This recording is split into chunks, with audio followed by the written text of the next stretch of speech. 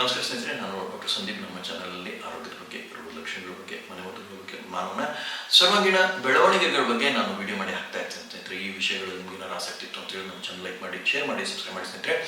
ಈಗ pre diabetes ಇವೆರಡರ ಬಗ್ಗೆ ನಾನು 2 ವಿಡಿಯೋಗಳನ್ನ ಮಾಡಿ ಹಾಕಿದ್ದೀನಿ ಸ್ನೇಹಿತರೆ.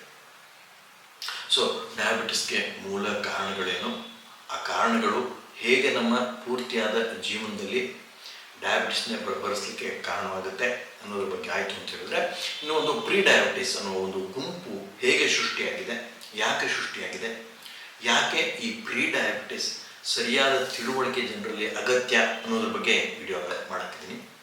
ಅದೇನಾದ್ರು ನೀವು ನೋಡಿಲ್ಲ ಅಂದರೆ ದಯವಿಟ್ಟು ಆ ವಿಡಿಯೋಗಳನ್ನ ನೋಡಿ ಅಂತ ನನ್ನ ಒಂದು ಕಳಕಳಿಯ ಮನವಿ ಸ್ನೇಹಿತರೆ. ಇವತ್ತಿನ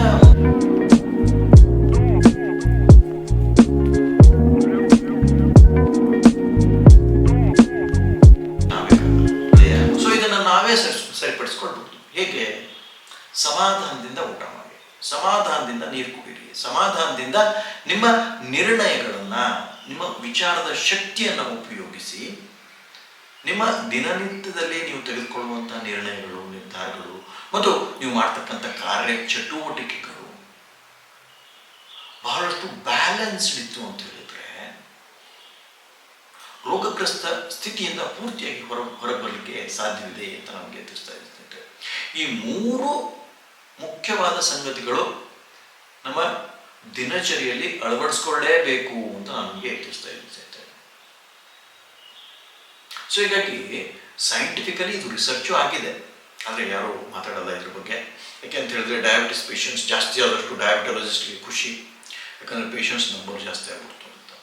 ಆದರೆ ಡಯಾಬಿಟಿಸ್ ಕ್ಯಾಪಿಟಲ್ ಇಂಡಿಯಾ ಅಂತ ನಮ್ಗೆ ಹೇಳಿದಾಗ ನಾವು ಮಾಡ್ತಾ ಇರತಕ್ಕಂಥ ತಪ್ಪುಗಳಿಂದ ಹೊರತಾಗಿ ಮತ್ತು ನಾವು ಸೇವಿಸ್ತಕ್ಕಂಥ ಆಹಾರದಲ್ಲಿ ಬಹಳಷ್ಟು ವಿಷಪೂರಿತವಾದ ಅಂಶಗಳಿದೆ ಅನ್ನುವ ಒಂದು ಕಾರಣದಿಂದ ಹೊರತಾಗಿ ನಮ್ಮ ಒಂದು ಸರಿಯಾದ ಕ್ರಿಯೆಗಳು, ನಮ್ಮ ಒಂದು ಸರಿಯಾದ ವಿಚಾರ, ನಮ್ಮ ಒಂದು ದಿನಚರಿಯನ್ನ ಒಂದು ಸರಿಯಾದ ದಿಸೆಯಲ್ಲಿ ನಡೆಸುವ ಹಾಗೆ ನಾವು ಮಾಡಿದ್ದೇ ಆಯಿತು ಅಂತ ಹೇಳಿದ್ರೆ ಡಯಾಬಿಟಿಸ್ ಅಷ್ಟೇ ಅಲ್ಲ, ಎಲ್ಲ ರೋಗಗಳಿಂದಲೂ ಹೊರಗೆ ಬರಲಿಕ್ಕೆ ಸಾಧ್ಯವಿದೆ ಅಂತ ನಮಗೆ ತಿಳಿಸ್ತಾ ಇರುತ್ತೆ.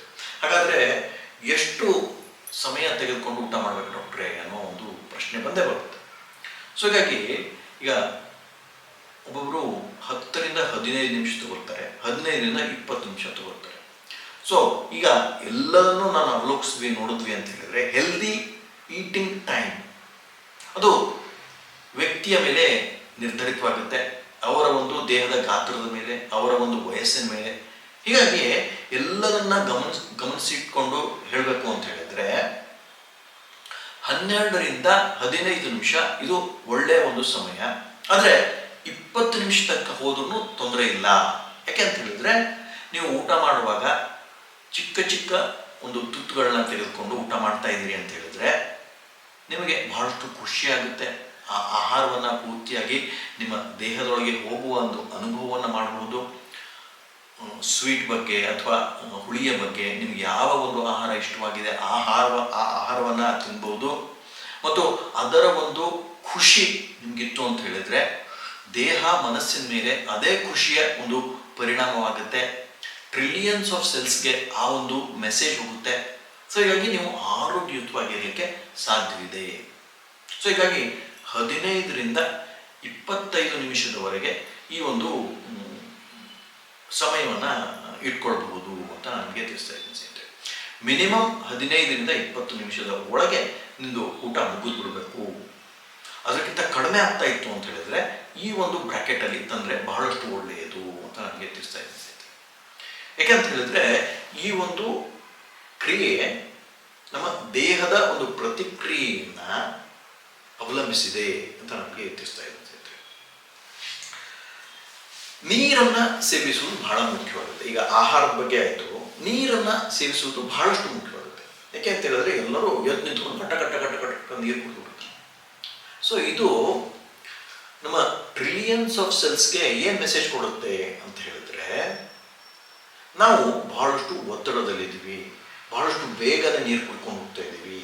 ನಮ್ಮ ದೇಹದಲ್ಲಿ ನೀರು ನಮ್ಮ ಹೊಟ್ಟೆ ಜಠರವನ್ನು ಸೇರಿದ ತಕ್ಷಣ ಏನಾಗುತ್ತೆ ಅಂತ ಹೇಳಿದ್ರೆ ಅದು ತಣ್ಣಗಿನ ನೀರಿತ್ತು ಅಂತ ಹೇಳಿದ್ರೆ ಕಾಯಲಿಕ್ಕೆ ಶುರುವಾಗುತ್ತೆ.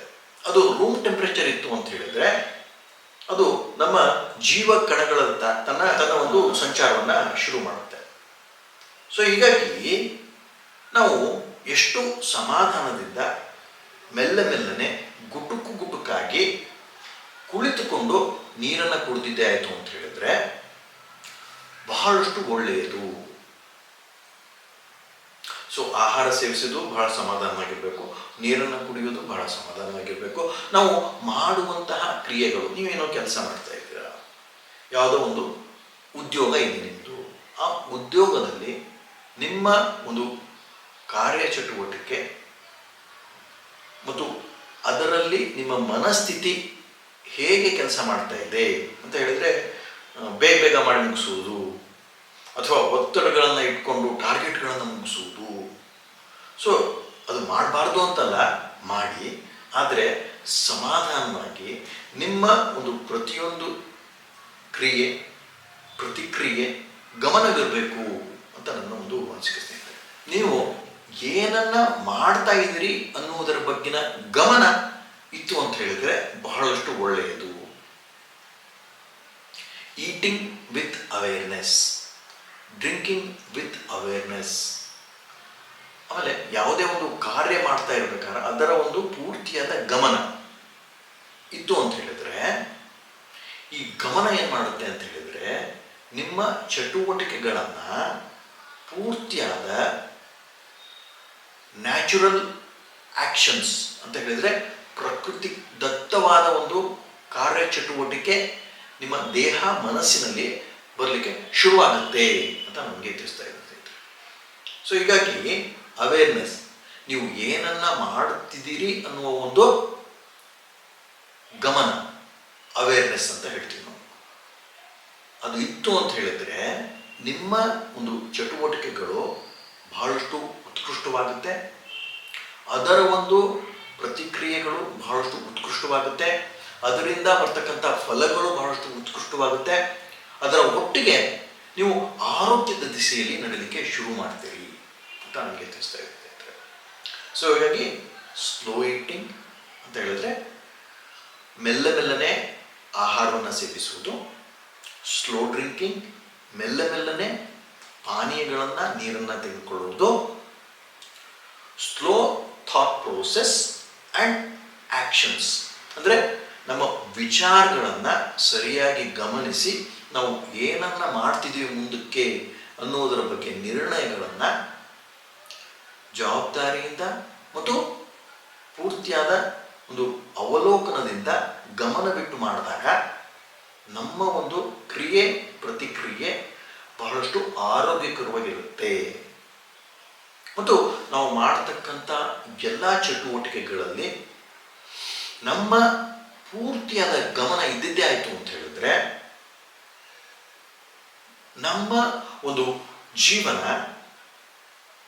ಆರೋಗ್ಯದ ದಿಸೆಯಲ್ಲಿ ಹೋಗಲಿಕ್ಕೆ ಸಾಧ್ಯವಿದೆ ಅಂತ ನಾನು ತಿಳಿಸ್ತಾ ಇದ್ದೀನಿ. ಸೊ ಇದಿಷ್ಟು ಮಾಹಿತಿ ಡಯಾಬಿಟಿಸ್ನವ್ರಿಗೆ ಅಂತ ನಾನು ಹೇಳಿದ್ದು, ಬಟ್ ಇದು ಎಲ್ಲರಿಗೂ ಉಪಯೋಗ ಆಗುವಂತಹ ಮಾಹಿತಿ. ಯಾಕೆಂತ ಹೇಳಿದ್ರೆ ಡಯಾಬಿಟಿಸ್ಗೆ ಇದೇ ಮೂಲ ಕಾರಣ, ಆದರೆ ಎಲ್ಲ ರೋಗಗಳಿಗೂ ಸಹಿತ ಇದೇ ಮೂಲ ಕಾರಣವಾಗುತ್ತೆ ಅಂತ ನನಗೆ ತಿಳಿಸ್ತಾ ಇದ್ದೀನಿ. ಸೊ ಹೀಗಾಗಿ ಪ್ರೀ ಡಯಾಬಿಟಿಸ್ ಡಯಾಬಿಟಿಸ್ ಇರುವಂತಹವರು ಇನ್ನು ಅಪ್ಲೈ ಮಾಡಲಿಕ್ಕೆ ಶುರು ಮಾಡಿದ್ರಿ ಅಂತ ಹೇಳಿದ್ರೆ ತಿಂಗಳು ಅಥವಾ 15 ದಿವಸಗಳಲ್ಲಿ ಅಥವಾ ಒಂದು ತಿಂಗಳಲ್ಲಿ ನಿಮಗೆ ನಿಮ್ಮ ದೇಹದ ಬಗ್ಗಿನ ಅರಿವು, ನಿಮ್ಮ ಡಯಾಬಿಟಿಸ್ ಮತ್ತು ನಿಮ್ಮ ಶಕ್ತಿ ಏನು ವಿಚಲಿತವಾಗ್ತಾ ಇದೆ, ಶಕ್ತಿ ಅಲ್ಲೋಲ್ಕಲ್ಲೋಲ್ವಾಗ್ತಾ ಇದೆ, ಸುಸ್ತಾಗ್ತಾ ಇದೆ, ಆಮೇಲೆ ಡಯಾಬಿಟಿಸ್ ನಂಬರ್ಗಳು ಜಾಸ್ತಿ ಆಗ್ತಾ ಇರುತ್ತೆ, ಕಡಿಮೆ ಆಗ್ತಾ ಇರುತ್ತೆ, ಸಡನ್ ಆಗಿ ಕಂಟ್ರೋಲ್ ಆಗುವಂತಹ ಸಾಧ್ಯತೆಗಳು ಜಾಸ್ತಿ ಆಗುತ್ತೆ ಅಂತ ನನಗೆ ತಿಳಿಸ್ತಾ ಇರುತ್ತೆ.